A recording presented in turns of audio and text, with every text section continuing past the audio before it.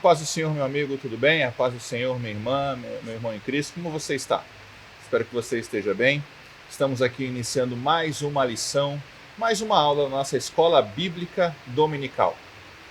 Pegue sua Bíblia, pegue sua lição, que você recebeu aí nos grupos de WhatsApp, que você recebeu do seu líder, dos convencionais, enfim.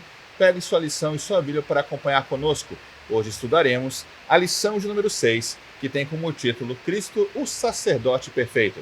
Mas antes disso, vamos orar? Vamos falar com Deus, para que Ele nos abençoe nessa jornada, para que Ele nos abençoe nesta aula e que possamos aprender mais dele.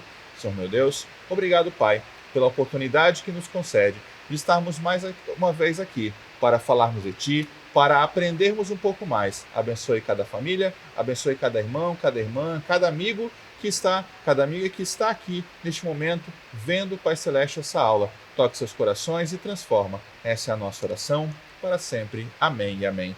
Meu amigo, meu irmão em Cristo, minha irmã em Cristo, a lição fala sobre Cristo, o sacerdote perfeito. E o texto que nos guia, a Bíblia diz, encontra-se em Hebreus, capítulo 6, versículos 19 a 20. Abra sua Bíblia e acompanhe comigo Hebreus 6, 19 a 20. Vamos lá?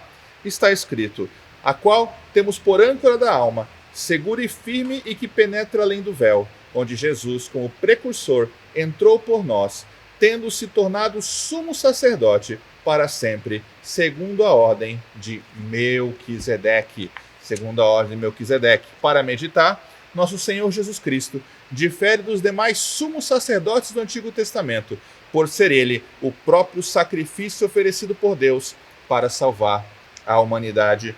Tá certo? E nossa fundamentação bíblica, portanto, é o capítulo 6 do livro de Hebreus. E aqui nós já queremos colocar uma primeira questão, que é a diferença de Cristo para os outros sacerdotes. Como está aqui no Para Meditar, Cristo é nosso sumo sacerdote, porque ele é o sacrifício oferecido por Deus para salvar a humanidade.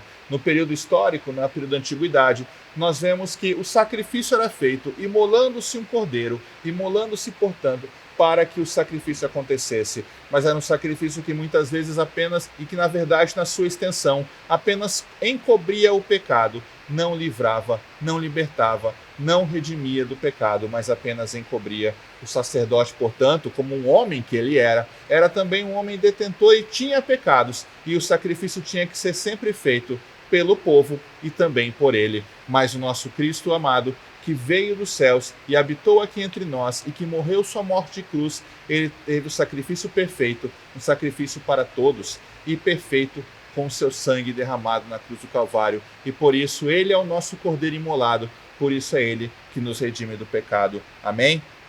Que possamos, portanto, compreender que Cristo foi oferecido como sacrifício perfeito, uma vez por todas, onde sua obra sacerdotal é de caráter eterno, com vigência para os dias atuais.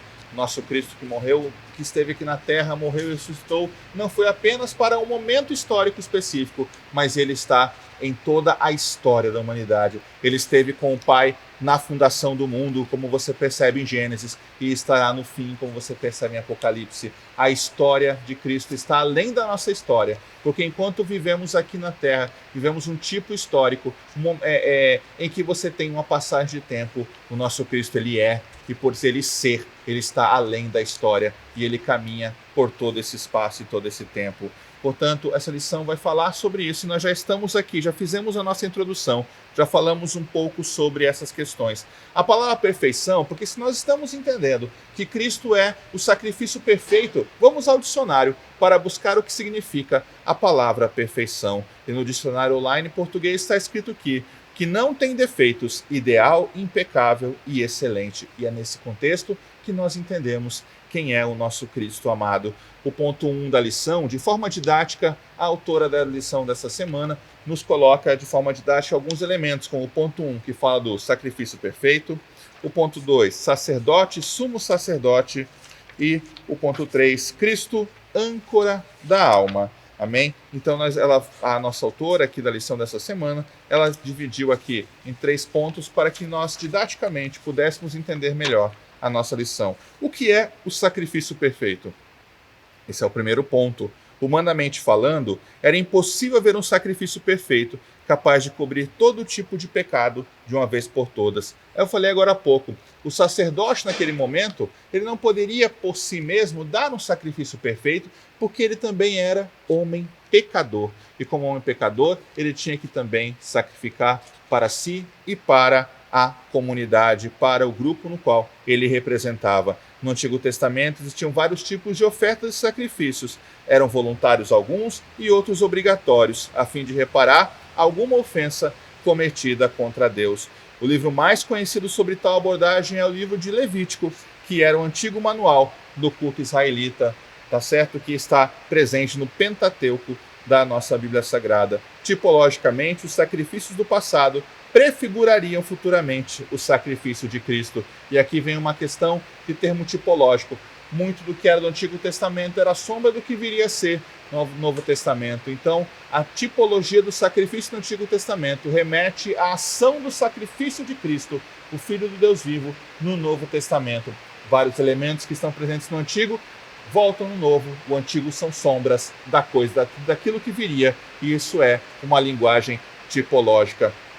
A palavra sacrifício vem de ofício sagrado, também conhecido como imolação, oblação, oferenda ou oferta. É a prática de oferecer aos deuses, na qualidade de alimento, a vida de animais, humanos, colheitas e por aí vai. Era muito comum na antiguidade que povos daquele período histórico, da Mesopotâmia, da Ásia Menor, da Ásia, enfim, da África, não importa, das Américas, eles tinham sim atos sacrificiais, atos ritualísticos existentes em cada civilização, onde eram sacrificados animais e até seres humanos também, né? Você tem relatos aqui na América Latina em que você tinha altares em que virgens, mulheres eram levadas ao sacrifício para acalmar deuses, para ter boa colheita e por aí vai. Então o ato sacrificial era muito comum.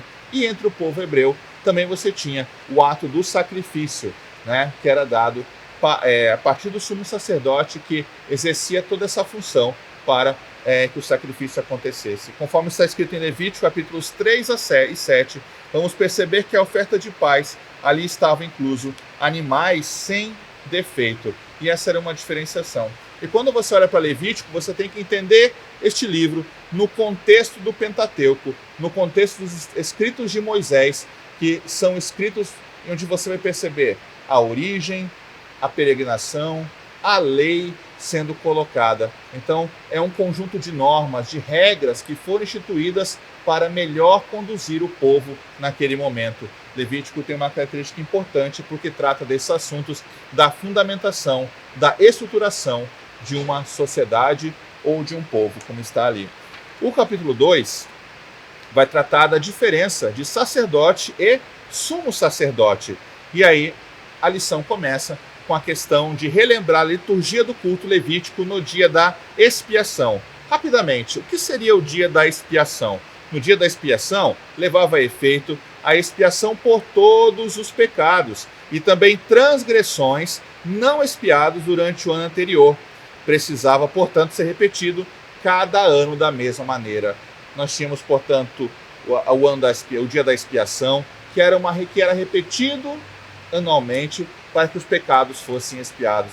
E aqui nós vemos a majestade e a glória de Cristo, porque ele morreu por nós, a morte de cruz, ressuscitou, e o sacrifício dele, o único sacrifício feito naquele momento, é suficiente e é capaz para nos libertar, nos sarar, nos curar, nos restaurar e nos dar a vida eterna. Não precisamos de dias de expiação. Mas por quê? Porque o Cordeiro perfeito e imolado já foi expiado, já esteve ali, já foi sacrificado. Né? Recaía, quando você olha para o Antigo Testamento, sobre o personagem que era o sacerdote, o peso da perfeição. Então, antes de oferecer sacrifício pelo povo, deveria oferecer primeiro por si mesmo. Hebreus 5,3 fala o seguinte: por isso ele precisa oferecer sacrifícios por seus próprios pecados, bem como pelos pecados do povo. Em Levítico 4,3, corroborando isso daí, fala o seguinte: se for o sacerdote ungido que pecar, trazendo culpa sobre o povo, trará ao Senhor um novilho sem defeito, como oferta pelo pecado que cometeu. Levítico capítulo 4, versículo 3. Capítulo 4, versículo 3. quem é o novo e perfeito sacerdote? Se esse é o antigo sacerdote, com defeito, precisava sacrificar também animais, quem é o novo? O novo é Cristo. O novo é aquele, o nosso sumo sacerdote, que não vem da tribo de Levi, que não vem da descendência de Arão, mas que é, segundo a Bíblia, da primeira ordem, é segundo da ordem de Melquisedeque, que tem uma origem desconhecida, mas que é anterior à tribo de Levi, que é anterior à descendência de Arão. Esse é Jesus, o nosso sumo sacerdote, que é anterior a qualquer outro, porque ele é filho de Deus, esteve lá no início da criação e está na história e estará no final. Amém? Que Deus possa nos abençoar e entender essa palavra. Que Deus possa estar conosco.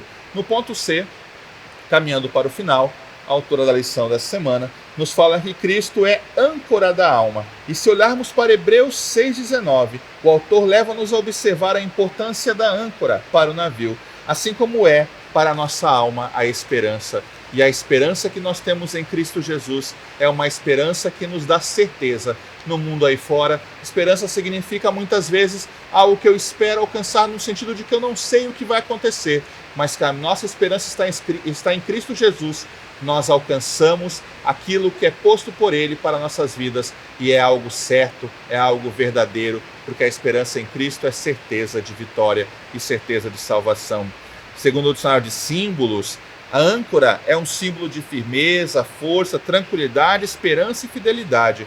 Então, não é difícil entender por que a autora aqui, ao ler Hebreus 6,19, nos coloca que, se olharmos para essa parte do texto, o autor leva-nos a observar a importância da âncora para o navio, sendo que, nesse sentido, Cristo é a nossa âncora da alma, porque Cristo nos fortalece, Cristo nos dá firmeza, Cristo nos dá tranquilidade, esperança e fidelidade. A âncora também é algo que estabiliza a alma, como está aqui colocado. Mas isso tudo aqui, na perspectiva cristã, está vinculado a Cristo.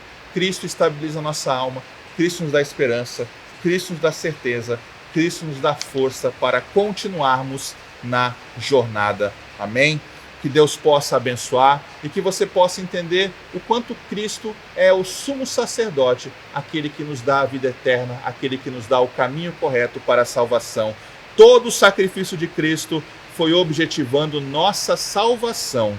Fiquemos firmes nas suas promessas e não caiamos na tentação do inimigo, porque a promessa de Cristo nos dá esperança de vida eterna, nos dá esperança no porvir. Que Deus o abençoe, que você tenha uma ótima semana em Cristo Jesus e que você possa compreender essa mensagem, que você possa entender que a sua esperança é Cristo, o sumo sacerdote perfeito para nossas almas. Amém e amém.